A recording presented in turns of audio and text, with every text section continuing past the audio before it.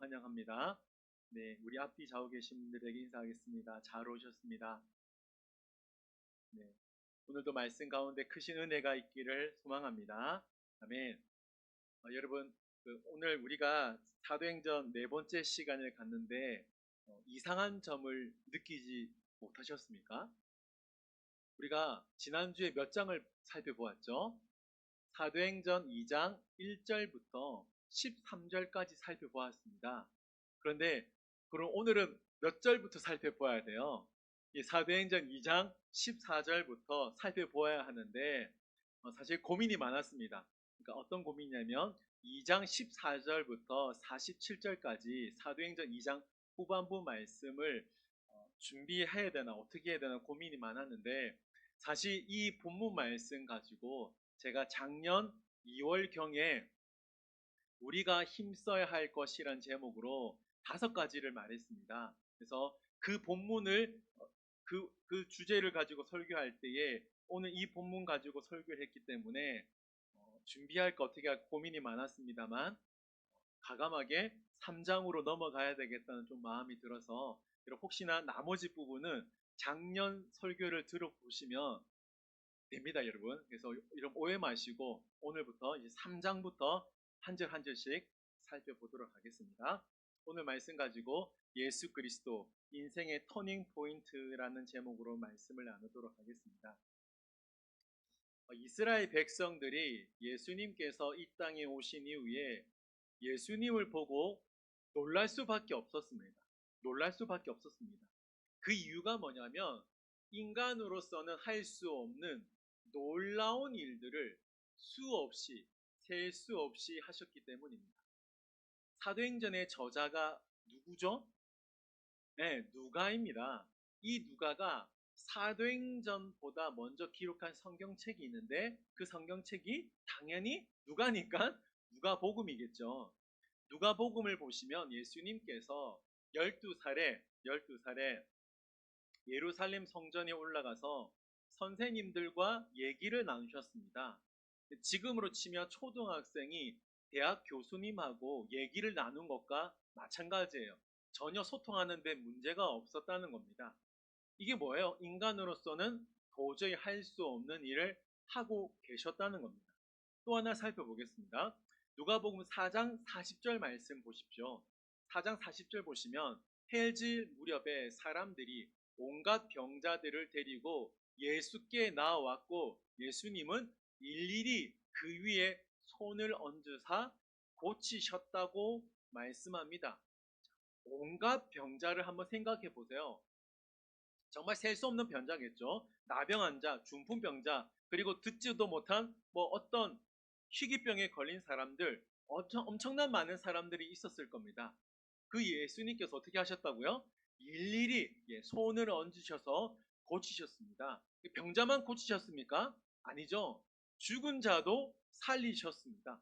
그러니까 인간으로서는 할 수 없는 일을 예수님이 오셔서 하시게 되었다는 겁니다. 이럴 때 누가가 예수님을 향하여 이런 말씀을 하십니다. 누가복음 7장 17절입니다. 한번 보실까요? 보여주실래요, 방송실? 방송실 휴가 갔어요? 방송실 딱 나와야 주는데 제가 읽어드릴게요. 예수께 대한 소문이 온 유대와 사마리아에 두루 퍼졌다라고 말씀하고 있어요. 인간으로선 할 수 없는 일을 예수님이 하시다 보니까 사람들이 예수님을 주목할 수밖에 없죠. 예수님을 주목하다 보니까 예수님이 방금 말씀했던 것처럼 일일이 병자들을 고치시고 죽은 자를 살리시니까 소문이 날 수밖에 없었습니다. 자, 소문이 나는 건 좋아요. 그게 어쩔 수 없으니까 인간으로 할 수 없는 일을 하셨기 때문이죠. 그런데 그 소문을 듣고 기분 나쁜 사람들이 등장합니다. 그게 누구냐? 우리가 잘 알고 있는 대제사장, 바리새인, 서기관들입니다. 이 세 부류의 사람들은 예수님을 싫어했어요. 왜 싫어했냐면 예수님의 소문이 퍼질 때마다 예수님의 능력이 나타날 때마다 그들이 가지고 있던 가식과 위선이 예수님을 통해서 하나하나 벗겨지고 있었기 때문입니다. 한마디로 말하면 그들의 나쁜 행실이 들통나고 있었다는 겁니다.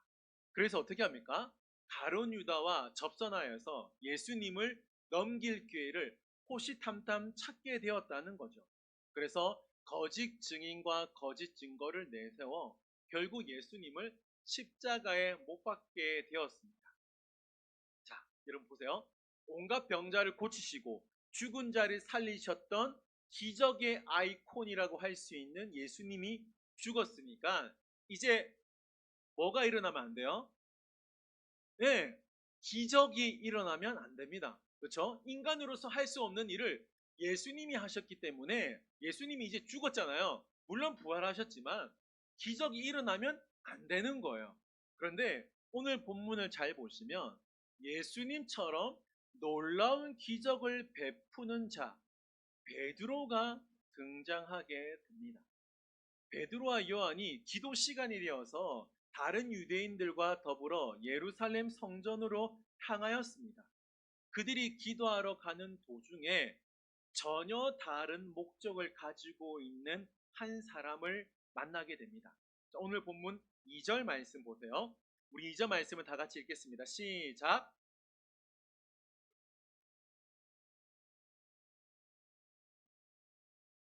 구걸하기 위하여 날마다 미문이라는 성전 문에 두는 자라. 아멘. 누가는 지금 나면서 못 걷게 된 사람을 소개하는데 이미 사도행전을 읽어보신 분들은 아시겠지만 사도행전 4장 22절에 의하면 이 나면서 못 걷게 된 사람의 나이를 40여세라고 소개합니다. 다시 말하면 이 사람은 40년 넘게 전혀 걸을 수 없었다는 거죠. 그래서 절망과 아픔을 느끼며 살았을 거라고 보여집니다. 사람들이 이 안전뱅이를 메고 왔습니다. 그리고 그 안전뱅이는 구걸하기 시작했습니다. 그러니까 구걸했으니까 누군가는 돈을 주었겠죠. 누군가는 음식을 분명히 주었을 겁니다. 자, 그런데 한번 생각해 보겠습니다. 물론 구걸하기 위해서 안전뱅이가 예루살렘 성전에 있는데 안전뱅이가 부탁했을 수도 있겠죠. 안전뱅이가 누군가에게 부탁해서 거기 예루살렘 성전이니까 길목이잖아요. 엄청나게 사람들이 왔다 갔다 하니까 충분히 더 돈을 벌 수 있을 거라고 생각했을 겁니다. 근데 물론 구걸을 위해서 간 것도 있을 수 있지만 다른 목적이 또 있을 수 있다는 거죠. 그 목적이 뭐냐면 사도행전 16장 말씀을 보시면 이와 유사한 사건이 나오는데 바울이 빌립보 지방에 갔습니다. 바울이에요. 이번에는 바울이 빌립보 지방에 갔는데 귀신 들린 여종 한 사람을 만나게 됩니다. 이 사람이 어떤 사람이냐면 점을 치는 사람이었어요. 그러니까 너무나도 잘 맞추다 보니까 어떤 일이 벌어지냐? 수많은 돈을 벌게 되었습니다. 근데 알고 보니까 어떤 일이 벌어지냐? 이 귀신 들린 여자에게 그 점치는 능력이 있다는 것을 알고 사람들이 이 사람을 통해서 돈을 벌려고 한 거예요. 돈을 벌려고 한 거예요. 그래서 사도행전 16장 19절 말씀 보시면 한번 보여주실까요? 여종의 주인들은 자기의 수익의 소망이 끊어진 것을 보고 바울이 귀신 들린 여종을 고쳤기 때문에 그 귀신 들린 여종의 주인이 이제 수익이 끊어진 겁니다. 점을 칠 수 없으니까 수익이 끊어진 것을 알고 바울과 신라를 붙잡아서 고발한 거예요. 그러니까 귀신 들린 것이 아픔이지만 어떤 나쁜 놈이 있는 거예요. 그 아픔을 이용해서 돈을 벌는 사람도 있었다는 겁니다. 여러분, 사실 우리가 걷는 기쁨이 있지 않습니까? 네, 있죠? 네, 기분 안 좋아요? 네, 왜 그래요? 오랜만에 봤는데 한번 웃어줘요. 네, 그쵸? 네, 걷는 기쁨이 있잖아요. 엘림교회 걸어오는 기쁨, 가족을 만나러 가는 기쁨, 이성 친구를 만나러 가는 기쁨, 맛있는 음식을 먹으러 할 때도 우리가 결국에는 걸어야 되지 않습니까? 이 걷는 기쁨이 있는 거예요. 그런데 아쉽게도 이 안준뱅이는 이런 기쁨을 40년 넘게 전혀 누리지 못했기 때문에 누군가의 도움 없이는 살 수 없는 하루살이 인생을 살고 있었다는 겁니다. 오늘 본문에 나오는 이 안진뱅이도 어쩌면 물론 돈을 구걸하기 위해서 예루살렘 성전에 왔지만 누군가에 의하여 돈벌이 수단으로 사용되는 가엾은 사람에 불과했다는 거죠. 안진뱅이는 이 사람 저 사람에게 할 수 있는 게 뭐예요? 예, 한 푼 주세요. 두 푼 주면 so thank you. 뭐 이런 거겠죠. 두 푼 도면 더 좋지 않습니까? 본문을 잘 보시면 한 가지 아쉬운 점은 있습니다. 물론 나중에 이 안진뱅이가 하나님을 찬송하지만 지금까지 저 앞부분만 살펴보면 이 안진뱅이 아쉬운 점이 뭐예요? 성전 밖에 있었다는 겁니다. 성전 안으로 들어가서 하나님 나 좀 걷게 해 주십시오. 나 좀 내 인생을 좀 바꿔 주십시오. 이런 기도를 전혀 하지 않고 뭐만 했다는 거예요? 예, 구걸, 돈만 구했다는 겁니다. 자, 그런데 이 안진뱅이에게 인생의 터닝 포인트가 찾아오게 되었다는 거죠. 여러분, 터닝 포인트가 뭐예요? 내 인생에 엄청난 전환점이 발생했다는 겁니다. 자, 그러면 이 안진뱅이에게 어떤 이 터닝 포인트가 생겼는지를 한번 살펴보도록 하겠습니다. 베드로의 여원이 이제 기도하러 예루살렘 성전으로 올라가는데 돈을 구걸하는 안진뱅이를 만났어요. 그러면 안진뱅이를 만났기 때문에 안진뱅이도 누구를 볼 수밖에 없어요? 베드로와 요한을 볼 수밖에 없어요. 안진뱅이가 베드로와 요한을 보았을 때 뭐만 관심이 있겠습니까? 네, 돈이겠죠. 돈일 겁니다. 지금까지 우리가 살펴본 대로 안진뱅이는 누가 베드로인지 관심 없어요. 누가 요한인지 관심이 없고 베드로가 확신에 찬 말씀으로 120명에 설교한 거 관심 없습니다. 오순절이 무엇인지 성령을 받았는지 안 받았는지 안진뱅이 입장에서 보면 전혀 관심 없습니다. 안진뱅이 가장 중요한 건 뭐예요? 예, 돈입니다. 돈이 있어야 이 안진뱅이가 살 수 있었기 때문입니다. 그래서 이 안진뱅이도 베드로와 요한이 쳐다보니까 무엇을 얻을까 하여 이 안진뱅이 역시 베드로와 요한을 쳐다보았습니다. 무슨 마음일까요? 속으로는 너 얼마 줄래? 너 나한테 돈 많이 줘야 돼, 알겠지? 조금만 더 주라. 이런 마음이 있지 않겠습니까? 베드로가 안진뱅이 이 마음을 알았는지 안진뱅이에게 은과 금은 없다 말합니다. 무슨 말이에요? 나 돈 없다. 나 너에게 줄 돈 없다라는 겁니다. 안진뱅이 입장에서 보면 이 사항은 어떤 상황이에요? 사자성어로 뭐예요? 사자성어 뭐예요? 모르신 따라해 보겠습니다. 영업방해. 뭐예요? 네, 사자성어로 영업방해예요. 지금 기도하러 올라가기 때문에 어떻게 됩니까? 열심히 돈을 받아야 되는 거예요. 근데 지금 돈 없다면 안진뱅이 입장에서 뭐예요? 영업방해를 하고 있다라는 거예요. 자, 영업방해하는 베드로가 이 안진뱅이에게 놀라운 말을 합니다. 6절 말씀인데 우리 6절 말씀 다 같이 읽겠습니다. 시작.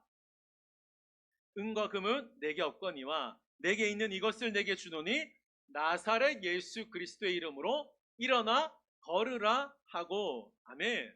자, 다시 한번 말하겠습니다. 베드로는 안진뱅이에게 너에게 줄 돈은 없지만 내게 있는 이것을 주는데 그게 뭐냐? 나사렛 예수 그리스도의 이름으로 일어나 걸으라 라고 말씀합니다. 자, 저와 여러분이 만약에 안진뱅이였다면 어때요? 40년 동안 걷지 못한 나에게 일어나 걸으래요, 갑자기. 기분이 어떨까요? 지금 나 놀리나? 이 마음 들지 않겠습니까? 그런데 이 안진뱅이의 놀라운 일이 벌어집니다. 어때요? 이 안진뱅이의 발과 발목에 힘을 얻어서 걷기도 하고 뛰는 역사가 일어나게 되었다는 겁니다.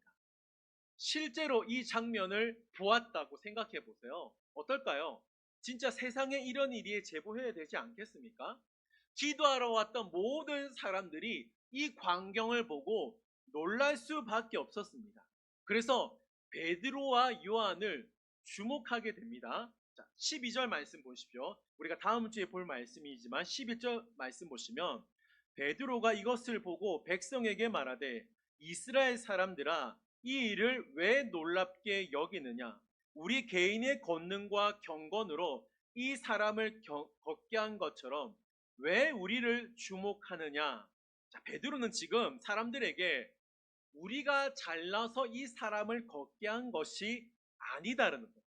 베드로는 이 말씀을 하고 싶었습니다. 그러면서 베드로가 정말 중요한 말씀을 사도행전 3장 16절과 4장 10절에서 말씀하는데, 자, 말씀을 잘 보세요. 제가 읽어 드릴게요. 베드로가 하는 말입니다. 그 이름을 믿음으로 그 이름이 너희가 보고 아는 이 사람을 성하게 하였나니 예수로 말미암아 난 믿음이 너희 모든 사람 앞에서 이같이 완전히 낫게 하였느니라. 4장 10절 말씀도 한번 보여주실까요? 너희와 모든 이스라엘 백성들은 알라. 너희가 십자가에 못 박고 하나님이 죽은 자 가운데서 살리신 누구죠? 예, 나사렛 예수 그리스도의 이름으로 이 사람이 건강하게 되어 너희 앞에 서게 되었다 말씀합니다. 자, 여러분 중요합니다.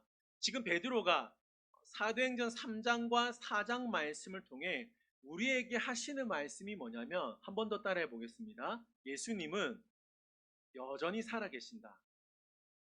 여러분 중요합니다. 지금 베드로가 모든 사람들에게 지금 하고자 한 말씀이 뭐냐면 예수님은 여전히 살아계신다는 겁니다. 베드로는 안진뱅이의 기적을 통하여 저와 여러분들에게도 하는 말씀이 뭐냐? 예수님은 여전히 살아계신다. 이 말씀을 하고 있다라는 거예요. 근데 문제가 뭐냐면 우리의 문제는 예수의 이름이 점점 사라지고 오늘 본문에 나오는 은과 금, 한마디로 말하면 돈에 여전히 관심을 갖고 돈을 놓치지 않는다는 겁니다. 오늘 우리가 사도행전 3장 말씀을 읽었는데 토마스 아퀴나스라는 사람이 이 3장 말씀을 묵상하면서 이런 말씀을 했습니다. 한번 보여주실까요? 우리 말씀은 다 같이 읽겠습니다. 시작! 초대교회는 은과 금은 없지만 예수님의 이름은 있었다. 그러나 지금은 은과 금은 풍부하지만 예수님의 이름은 사라졌다. 토마스 아퀴나스가 3장 말씀을 묵상하면서 이런 말씀을 한 거예요. 자, 여러분, 저와 여러분들은 어떻습니까? 정말 묻겠습니다. 스스로에게 한번 물어보세요. 나는 진짜 돈의 능력보다 예수님의 능력을 더 신뢰하고 있는가? 나에게 정말 돈의 이름도 있고 예수님의 이름도 있고 이 두 이름을 붙잡고 있는가? 아니면 예수의 이름만 붙잡고 있는가? 아니면 돈의 이름만 붙잡고 있는가? 스스로에게 물어보시기를 바랍니다. 여러분, 사실 인간의 최대 관심사는 은금, 돈 아니겠습니까? 사람이 돈에 관심이 많고 돈에 열광하는 이유가 뭔가요? 이거 뭐예요? 저와 여러분 돈 좋아하잖아요. 안 좋아하는 것처럼 그렇게 있지 마요. 다 돈 좋아하잖아요. 근데 돈에 열광하는 이유가 뭐예요? 그 돈으로 말미암아 내 인생에 터닝 포인트가 일어나기를 원하는 것 아니겠습니까? 꿈꾸는 삶이 일어나기를 원하는 거 아니에요? 우리 시대의 부모님들이 우리 자녀들을 보고 스카이데이를 가면 그것 때문에 인생의 터닝 포인트가 일어날 거라고 기대합니다. 어떤 기대요? 돈 많이 벌 기대를 하는 것 아니겠습니까? 한번 생각해 보세요. 우리 사위가 돈 잘 번다. 그러면 뭘 생각해요? 내 딸 고생 안 하겠다. 그 생각하잖아요, 여러분. 안 해요? 네. 그게 뭐예요? 내 딸의, 사위도 사위입니다만, 내 딸 돈 많이 버는 사위 만나서 터닝 포인트가 일어나겠다. 우리 남편 돈 잘 번다. 우리 아내 돈 잘 번다 생각해 보세요. 그게 뭐예요? 그게 내 인생에 내 가족의 터닝 포인트가 돼서 뭐예요? 우리 가족 덜 고생하고 우리 가족 더 행복하게 더 편안하게 살았으면 좋겠다. 이것 아니겠습니까? 요즘 남녀노소 할 것 없이 직업의 선택의 기준도 돈이 되고 있습니다. 연봉을 많이 주는 회사, 사업의 성공도 자금에 달려 있다고 하죠. 이름이 인생이 잘 안 풀리면 결국 어떻게 합니까? 철업관에 가서 이름 바꿔요. 예, 이름이 안 좋아. 신정환 이름이 안 좋아. 그래서 뭐 하죠? 예, 개명합니다. 이렇게. 개명해서 그렇게 그 이름처럼 인생의 터닝 포인트가 있기를 바라는 거예요. 제가 예전에 부목사 시절 때 퇴근 후에 집으로 가는 길에 그 네일샵이 새로 오픈했습니다. 네일샵이 새로 오픈했는데 축하 하안을 이제 친구들이 많이 보내준 것 같아요. 근데 그 축하 하안 글이 지금도 제가 잊혀지지 않는데 제가 적어왔습니다. 그게 뭐냐? 친구야, 돈 세다 주구라. 어. 제가 지금도 잊혀지지 않는 문구예요. 예. 친구야, 돈 세다 주구라. 예. 돈 세다 죽으면 안 되죠. 돈 쓰고 죽어야 되는데 어떤 의미인지는 알고 있습니다. 여러분, 이 세상 모든 사람들이 돈 많이 벌려고 합니다. 이유는 딱 하나예요. 그 돈 가지고 돈 많이 벌어서 내 인생의 터닝 포인트, 전환점이 일어나기를 소망한다는 겁니다. 사실 돈이 필요합니다. 그렇죠? 가족에게도 돈이 필요하고 돈이 있어야 세상이 돌아가고 교회도 돌아가고 가정도 돌아갑니다. 근데 문제는 뭐예요? 이 돈을 유일하게 내 자신의 인생의 포인트로, 터닝 포인트로 삼는 것이 문제라는 겁니다. 여러분, 누가복음 말씀을 보면 사도행전의 저자가 누가죠? 이 누가가 먼저 누가복음을 썼다고 했잖아요. 이 누가복음을 잘 보면 돈의 특징을 정말 기가 막히게 잘 설명해 주는 말씀이 있습니다. 누가복음 16장 9절부터 13절인데 이 빨간색 말씀을 잘 보시면서 한 절씩 읽도록 읽을 텐데 빨간 글씨를 잘 보세요. 이 돈의 특징입니다. 제가 먼저 읽을 텐데 한 절씩 교독할게요. 내가 너희에게 말하노니 불의의 재물로 친구를 사기라. 그리하면 그 재물이 없어질 때에 그들이 너희를 영주할 처소로 영접하리라.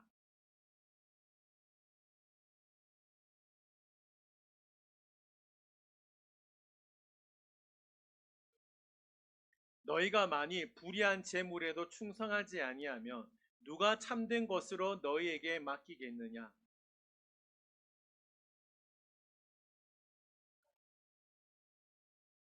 같이 읽겠습니다. 지파인이 두 주인을 섬길 수 없나니 혹 이를 미워하고 저를 사랑하거나 혹 이를 중히 여기고 저를 경히 여길 것임이니라. 너희는 하나님과 재물을 겸하여 섬길 수 없느니라. 아멘. 자, 여러분, 즉 누가가 16장 9절부터 13절까지 예수님의 재물관에 대해서 말씀하고 있는데 9절을 보시면 재물을 어떻게 표현하고 있냐면 불의의 재물, 없어질 재물로 표현하고 있다라는 겁니다. 여기서 불의의 재물의 의미가 뭐냐면 부정적인 방법으로 재물을 모은 것이 아니라 재물의 속성 가운데 하나가 불의하다는 겁니다. 불의하다는 거예요. 예를 들면 이거예요. 재물 때문에 형제지간이 싸웁니다. 재물 때문에 부부끼리 싸워요. 재물 때문에 거짓말하고 사고치고 이로 인하여 살인 사건이 일어납니다. 그러니까 다시 말하면 돈 때문에 크고 작은 사건들이 발생하는데 이것을 두고 예수님이 재물을 향하여 불의의 재물이라고 했습니다. 그리고 또 하나 재물의 특징이 뭐냐면 없어질 재물이라 그랬어요. 9절 말씀 한번 보여주실까요? 방송실 누가복음 16장 9절 맨 앞부분입니다. 없어질 재물 9절에 나오거든요. 기가 막히게 나오면 좋은데. 네, 그쵸. 예. 재물이 없어. 자, 재물의 또 다른 특징이 뭐냐면 재물은 언젠가는 없어진다는 겁니다. 돈은 영원하지 않다는 거예요. 여러분 열심히 돈 벌었지만 그 돈 다 어디 가요? 없어져요. 어디에 없어져요? 은행으로 갑니다. 자녀에게 다 갑니다. 빚 갚는데 다 사용하고 내가 정작 사용하는 돈은 얼마만큼이에요? 그만큼 얼마 되지도 않는다는 거예요. 설령 저와 여러분들에게 대출금이나 빚이 없는 분들도 있지 않습니까? 좀 그런 분들 있죠. 그게 나쁜 건 아닌데 그 물질을 어떻습니까? 내가 들고 가지 않는다는 거예요. 언젠가 물질을 두고 떠나는 날이 있다라는 거예요. 자, 떠났을 때 그 재물은 누구 거예요? 방금 우리 성경 말씀 읽었잖아요. 남의 재물이 된다라는 겁니다. 이게 재물의 특징이라는 거예요. 누가복음 12장입니다. 이것도 누가복음이죠. 어리석은 부자의 비유가 나옵니다. 한 부자가 여러 해쓸 물건을 많이 쌓아두었습니다. 이 부자가 이렇게 말을 하는 거예요. 누가복음 12장 18절 19절입니다. 보여주실까요? 또 이르되 내가 이렇게 하리라. 내 곡간을 헐고 더 크게 짓고 내 모든 곡식과 물건을 거기 쌓아두리라. 또 내가 내 영혼에게 이르되 영혼아 열에 쓸 물건을 많이 쌓아두었으니 평안히 쉬고 먹고 마시고 즐거워하자 하리라 하되. 자, 이게 무슨 말이에요? 한마디로 말하면 나 돈 좀 모았다는 겁니다. 돈 좀 모았다는 거예요. 그러니까 부자 아니겠습니까? 그래서 하나님이 이 부자에게 이런 말씀을 하십니다. 누가복음 12장 20절 말씀입니다. 이 말씀 다 같이 읽겠습니다. 시작.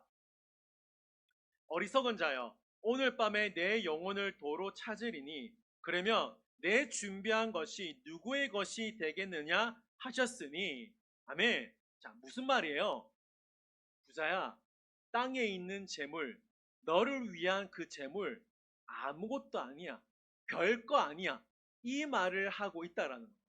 그래서 누가복음 16장 10절 말씀에 보면 재물은 지극히 작은 것이라고 한 거예요. 그러니까 하나님이 보실 때 재물은 어떻다는 거예요? 정말 작고 작은 점에 불과하다는 겁니다. 그런데 우리의 문제는 뭐예요? 그 작고 작은 점에 불과한 그 물질에 목숨 걸고 살고 있다는 겁니다. 우리가 그 물질에 목숨 거는 이유가 뭐라 그랬죠? 그 물질을 통하여 내 인생의 터닝 포인트가 일어나기를 기대하고 있기 때문입니다. 여러분, 한번 묻겠습니다. 여러분들은 하나님을 섬기고 계십니까? 아니면 돈을 섬기고 계십니까? 누가는 분명히 하나님만 섬기든지 돈만 섬기든지 하라는 거예요. 둘 다 섬길 수 없다라는 겁니다. 만약에 이 질문을 안진뱅이에게 했을 때 안진뱅이는 뭐라고 대답할까요? 지금 안진뱅이의 상황은 당장 급한 게 뭐죠? 돈이었습니다. 하루의 생계를 위해서는 이 안진뱅이에게 돈이 필요했다라는 거예요. 그런데 이 안진뱅이를 잘 보십시오. 이 사람의 인생의 터닝 포인트는 결국에는 은과 금이 아니라 뭐였습니까? 예수 그리스도였다는 겁니다. 이 사람의 인생의 터닝 포인트는 예수였다는 거죠. 이 안진뱅이가 걸을 수 있었던 이유가 뭡니까? 하나님 때문이었습니다. 이 안진뱅이가 절대로 꿈꿀 수 없는 40년 동안 한 번도 걸은 적이 없었는데 예수의 이름 때문에 뭐 했습니까? 뛰기도 하고 걷기도 하고 예루살렘 성전 안으로 들어가는 놀라운 역사가 예수의 이름으로 시작되었다는 겁니다. 그래서 결국 어떻게 합니까? 8절 말씀 보세요. 뛰어서서 걸으며 그들과 함께 성전으로 들어가면서 걷기도 하고 뛰기도 하며 뭐 했다 그러죠? 네, 하나님을 찬송했다라는 겁니다. 이 안진뱅이는 가장 먼저 집으로 간 것도 아니고 만나지 못했던 친구를 만나러 간 것도 아니고 지금 나에게 돈 받은 것이 몇 푼이었냐? 한 냥, 두 냥이었나? 이걸 살린 것도 아니고 뭐 했다는 거죠? 하나님을 가장 먼저 찬송했다라는 겁니다. 사랑하는 성도 여러분, 성전 미문에 앉아있던 이 안진뱅이는 사람들에게 돈을 구했어요. 왜냐하면 돈이 있어야 하루의 생계, 돈이 있어야 자신의 문제를 해결할 수 있었기 때문입니다. 자, 그러면 베드로도 이 사실을 몰랐을까요? 모를 리 없잖아요. 베드로도 돈이 있어야 생계가 해결된다는 걸 모를 리 없습니다. 그런데 베드로는 이 안진뱅이에게 뭘 주었습니까? 돈을 주지 않고 예수 그리스도의 이름을 주었다는 겁니다. 자, 여러분, 이름을 한번 생각해 보세요. 모든 사물에는 이름이 있습니다. 그렇죠? 옷, 하늘과 구름, 땅과 바다, 하다못해 조그만 풀꽃 하나에도 이름이 있습니다. 자, 이름이 있다는 건 뭘 의미해요? 존재한다는 걸 의미합니다. 그렇죠? 이름이 있다는 건 사라졌기 때문이 아니라 지금 존재하기 때문에 그 이름이 있다라는 겁니다. 여러분이 알고 있는 그 이름을 다 생각해 보세요. 어떻습니까? 아버지, 어머니, 자녀, 친구 이름, 뭐 수백 명, 수천 명의 이름을 알고 있죠. 그 이름을 한번 생각해 보세요. 그 이름에는 그 이름 안에는 그 사람의 인격, 그 사람의 명예, 그 사람의 삶이 다 포함되어 있다는 겁니다. 그 사람의 이름을 통해서 우리는 그 사람이 누구 있는지, 그 사람이 지금까지 무엇을 했는지를 알 수 있다라는 것이죠. 하나님께서 저와 여러분들에게 예수라는 이름을 주었습니다. 이 예수의 이름을 통해 우리는 죄 사함을 받았습니다. 여러분, 이게 우리 인생의 터닝 포인트가 된다라는 거죠. 예수의 이름을 부르면 하나님은 영원히 우리와 함께 하신다고 약속하셨습니다. 이게 우리 인생의 터닝 포인트가 된다는 것입니다. 영접하는 자, 그 이름을 믿는 자들에게는 하나님의 자녀가 되는 권세를 주었고, 그 이름을 믿고 그 이름 앞에 기도하면 응답을 받는다고 했습니다. 이게 우리 인생의 터닝 포인트가 된다라는 것입니다. 사랑하는 성도 여러분, 성경을 어디를 읽어보십시오.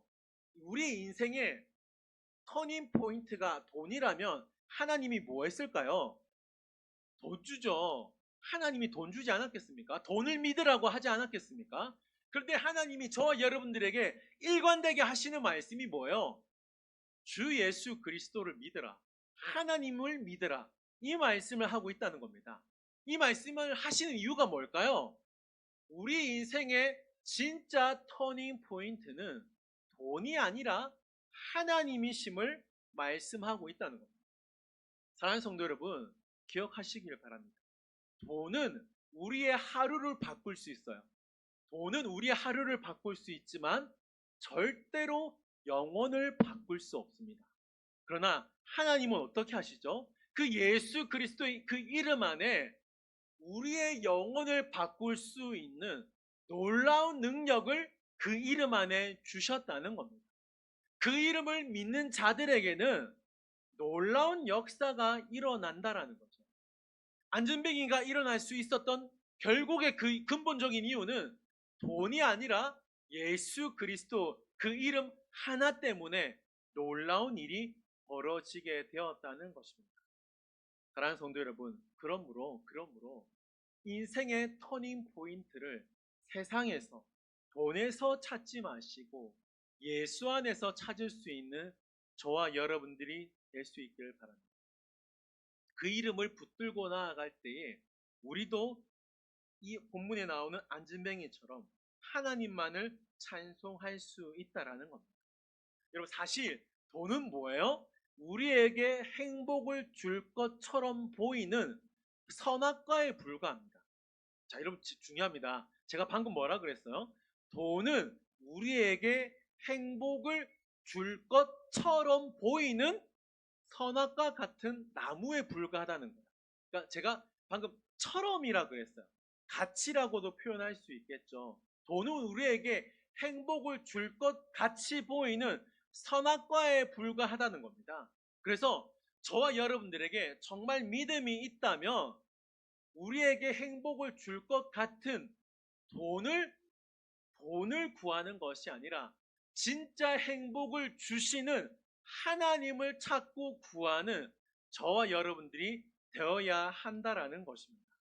여러분, 돈 아래 있지 말고 돈 위에 거하시는 자들이 되었으면 좋겠습니다. 돈 아래 거하면 돈의 노예받게 되지 않아요. 그러나 돈 위에 있다면 하나님만을 바라볼 수 있는 믿음의 눈을 가질 수 있다라는 것입니다. 사랑하는 성도 여러분, 말씀을 맺도록 하겠습니다. 은과 금이 비록 없다 할지라도 우리에게 예수 그리스도의 그 이름만 있으면 우리는 인생의 터닝 포인트를 경험할 수 있습니다. 분명히 경험할 수 있다는 것을 저와 여러분들이 기억하시고, 그 은과 금, 돈에 집중하는 것이 아니라, 돈의 눈길만 가는 것이 아니라 오직 저와 여러분의 시선, 저와 여러분 그 눈길이 오직 하나님으로 향함으로 말미암아 하나님이 주실 수 있는 인생의 터닝 포인트가 우리 모두에게 있기를 주님의 이름으로 축원드립니다. 아멘. 우리 들은 말씀을